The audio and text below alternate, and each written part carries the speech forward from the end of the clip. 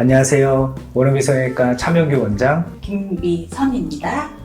원장님, 네. 우리가 이제 코에 대해서 이상적인 코, 남자 코, 여자 코, 그리고 앞편에도 이제 저희가 수술 전에 주의사항, 그리고 네. 수술 후의 주의사항에 대해서도 많이 알아봤는데, 네. 그 코 같은 경우에는 특히나 다른 부위보다 더 우리가 염증에 대해서 신경을 더 많이 써야 되거든요. 100%라고 하면 제 생각에는 200% 정도 더 신경을 써야 되는 게 코가 아닐까라는 생각이 들어요. 그렇죠. 코 수술하고 나서 그 염증이 좀 아무래도 그 심각성이 좀 심하니까 난이도 1, 2, 3, 4 그 레벨에 따라서 코 수술하고 나서 염증이 생기는 증상에 대해서 우리 네. 시청자분들한테 한번 말씀 좀.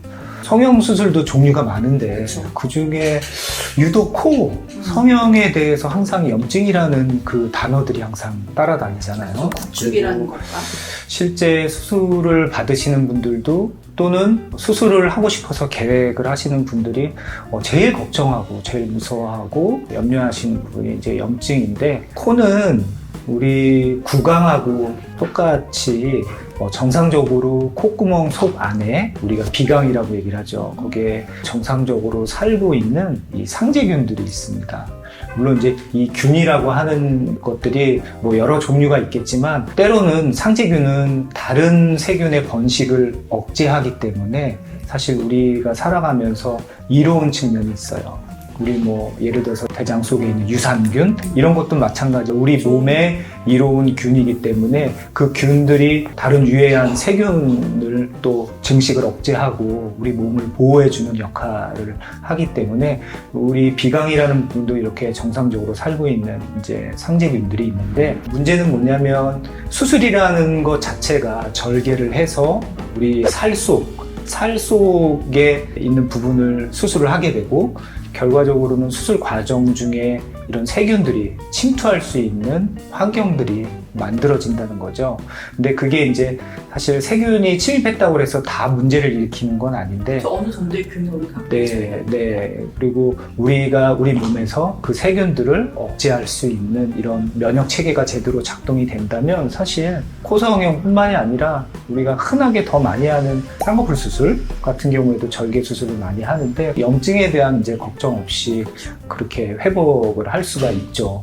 근데 이제 코라는 환경 자체가 미용적으로도 중요한 부분이긴 하지만 호흡기관이지 않습니까? 코가 그 네. 저희가 얘기하는 게 거의 항문하고 같다고 네. 하잖아요. 그러니까 그 정도로 아주 유해한 환경에 노출이 돼 있어요. 그렇죠. 우리가 숨을 쉴 때 들이마시고 내뱉는 이런 들이마시는 이런 공기 속에 온갖 공기 중에 떠돌아다니는 먼지나 여러 가지 안 좋은 이런 유해한 물질들로부터 항상 노출돼 있기 때문에 좀 더 감염에 취약할 수 있다고 사실 볼 수 있고, 좀 더 정확하게 얘기하면 감염이죠. 감염을 일으키는 게 세균이긴 하지만 우리 몸의 저항력이 그만큼 방어 기능이 잘 유지되고 있는 상태라면 사실 염증은 그렇게 크게 걱정하실 건 그러면 아닙니다. 감기가 정말 심할 때 노란 콧물이 나오거나 그럴 때는 피하는 게 좋겠네요. 그럼요. 그러니까 감기에 걸렸다는 것 자체도 내 몸의 면역력이 떨어졌다는 그렇죠. 거니까. 그리고 감기에 걸려도 증상이 여러 가지로 나타나잖아요. 어떤 사람은 잠깐 하루 이틀 좀 아팠다가 불편했다가 이제 좋아지는 경우도 있고, 어떤 사람은 한 2주 이상 계속 심해지는 경우도 있고, 그러니까 그만큼 면역 기능에 따라서 그런 세균이나 바이러스가 침투를 했을 때 얼마나 대응을 잘 할 수 있느냐. 그러니까 한마디로 염증에 대해서 조금 더 자유로워지려면 면역 기능이 좋아야 되겠죠. 그리고 아니면 그 충농증이 있는 분들도 부비인약 이런 분들도 미리미리 그 약 같은 거 충농증 약을 좀 미리 먹는 것도 그렇죠. 예방이 되겠네요. 그럼요. 감기 또는 뭐 비염이 심한 경우, 또는 축농증이라는 것 자체도 사실 콧물이 고여서 못 나와서 그게 2차적으로 세균 감염이 생긴 걸 얘기를 하니까 안 좋죠. 세균 덩어리라고 보시면 됩니다. 특히 그 누런 콧물은 내 몸의 정상적인 세포들도 같이, 소위 말해서 내 몸의 면역세포들도 같이 세균과 싸우면서 장렬하게 전사한 그런 세포 찌꺼기들도 많고 좀 더럽다고 보시면 됩니다. 그럼 우리가 이 인펙션이라고 하는 염증에 대해서 우리가 좀 사전에 막을 수 있는 방법이 좀 있을까요? 첫째는 물론 이제 잘 먹어야 되겠죠. 충분한 영양 섭취를 통해서 체력을 항상 좋게 유지를 하고 가벼운 운동이나 뭐 이런 것도 당연히 체력 증진을 위해서 도움이 되겠죠. 물론 이제 바쁘게 사는 일상이지만 일상 생활을 하면서 과도한 스트레스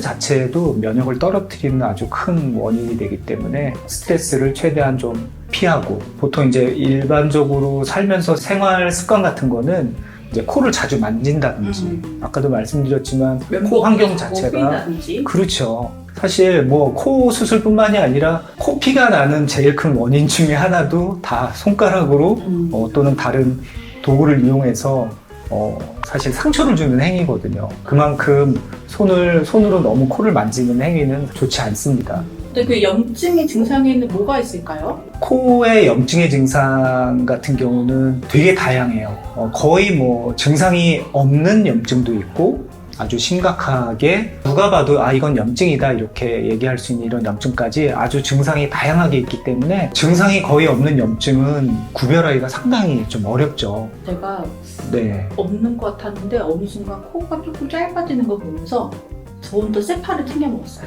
맞아요. 그런 것도 이제 하나의 증상이 되고, 공통적으로 제일 그래도 염증을 시사할 수 있는 증상이라는 게 일단 붓기예요. 뭐 모든 수술을 하면 다 붓죠. 보통 한 2, 3일 동안은 수술한 부위가 붓는 거는 뭐 당연한 우리 몸의 신체 반응이기 때문에 뭐 사실 거기에는 구별하기가 좀 어렵죠. 그리고 2, 3일이 지난 이후부터는 사실은 붓기는 계속 빠져야 돼요. 딱 2, 3일이라고 정해놓으면 네. 환자분들은 또 2, 3일만 기다리시기 때문에 좀 피크를 이루는 부분이 그렇죠. 2, 3일 48시간 이내가 제일 많이 붓고 그 다음에 서서히 빠지는 그렇죠. 시기잖아요. 네, 그래서 코 같은 경우는 한 일주일 정도 되면 그래도 피크를 지나서 살짝 붓기가 빠지는 추세에 있는 거죠. 그러고 2주 정도 되면 좀 더 눈에 띄게 붓기가 빠지는 게 이제 분홍을 제거하면 그렇죠. 하루하루 달라지는 거를 이제 느끼실 건데, 그렇게 붓기가 잘 빠지다가 다시 붓는다든지 어쨌건 정상적인 회복 과정을 이탈을 해서 뭐 수술한 지 3개월이 지났는데 갑자기 또 붓는다 이런 거는 사실 필러랑도 거의 동일한 것 같아요. 필러도 잘 있다가 1년 후에 갑자기 그렇죠. 염증 때문에. 그러니까 그런 것들이 일단 염증을 좀 시사할 수 있는 그런 증상이라는 그게 거고. 앞전에도 원장님이 계속 강조했던 내 면역력. 네, 그렇죠. 건강 컨디션. 그래서 항상 면역 기능을 잘 유지를 하는 것이 수술 후 관리에 상당히 중요하다고 보실 수 있죠. 그 다음에 증상들은 뭐 통증. 사실 통증은 코에서 아파서 병원에 오시는 경우는 사실 별로 없어요. 그렇죠. 그러니까 아프지 않으니까 사실 잘 모르고 지내는 경우도 많죠. 생긴 후에 이제 예. 자기들 놀랐다가. 그렇죠. 그래서 사실 통증은 코의 염증의 특이적인 증상은 아니다라는 거고, 물론 아프면 또 문제가 있는 거긴 하죠. 그런 의심스러운 증상이 있을 때는 꼭 병원에 방문하셔서 꼭 체크를 받으시는 것이 제일 좋고, 그 후로는 또 뭐 보형물이 처음에 수술했을 때보다 어느 시점 이후부터는 좀 더 많이 움직인다든지 또는 보형물이 내려왔다든지 또는 반대로 보형물이 딱딱해지면서 코가 딸려 올라간다든지 이런 그럴 땐 여기가 조금 찌릿찌릿한 느낌이 있었을 좀 것 같아요. 묵직하고 정말 불편한 느낌이 좀 들 수 그래도 있거든요. 세파를 먹어야죠. 그런 증상이 있을 때는 지체 없이 병원에 오셔서 항상 체크를 24시간 콜 되잖아요, 원어는. 그럼요. 그 수술하고 나서 우리가 그 염증을 막을 수 있는 방법은 일단은 병원에서 하지 말라는 건 다 하지 마세요. 그렇죠. 담배 폈는데 담배 안 폈어요? 하시는 분들 되게 많거든요. 그럼요. 근데 치료할 엄청 때 많습니다. 보면은 면봉으로 닦아내면 그 코에서 면봉으로 보여지잖아요. 다 걸리거든요. 그렇기 때문에 병원에서 하지 말라는 거는 다 안 하시면 돼요. 술보다 더 안 좋은 게 흡연. 그렇죠. 그렇죠? 네. 흡연. 그리고 또 그게 사실 제일 중요하고, 물론 이제 수술 자체도 무균적으로 아주 깨끗하게 이루어져야 되고, 중요한 게 또 병원에서는 수술 후에 항생제 치료라든지 또는 먹는 약이라든지 이런 것을 처방해 드리는데, 아무튼 병원에서 얘기하는 치료에 잘 따라 주셔야 되고, 약은 7일 동안 꼭 잘 챙겨 드시고. 그럼요. 네. 잘 드셔야 되고. 저 같은 경우는 2주 먹었습니다. 네. 왜냐면 괜찮은데 혹시라도 무서워서. 흡연 같은 경우에는 뭐 음주도 마찬가지지만 흡연 자체가 혈관을 수축시키는 담배 이 연기 안에 있는 이 니코틴이라는 성분이 혈관을 수축시키기 때문에 상처 회복에 아주 안 좋습니다. 음주도 그렇지만 흡연이 사실 코 수술 후 회복 과정에는 상당히 안 좋습니다. 체크를 받으시고 거기에 맞는 적절한 치료를 하시면 사실 염증이라는 게 뭐 모든 거의 끝은 아닙니다. 치료가 필요한 상황이기 때문에 적절한 치료를 해야 되는 거고 치료가 끝나고 나면 또 다른 또 계획을 세울 수 있으니까 늦어지지 않도록 빨리 대처를 병원에, 어떻게 네. 하느냐가 가장 중요한 그럼요. 거고 코에 염증이 생겼다라고 해서 다 보형물을 제거하거나 그렇진 그런 않습니다. 이유는 없거든요. 그렇진 약물도 않습니다. 우리가 얼마든지 컨트롤을 할 수가 있기 때문에 네. 초기에 내가 조금 이상하다 싶으면 그냥 실장님들이 조금 힘들더라도 연락을 해서 자기 상태에 대해서 계속 물어보는 게 코 같은 경우에는 가장 베스트인 것 같아요. 그럼요. 네.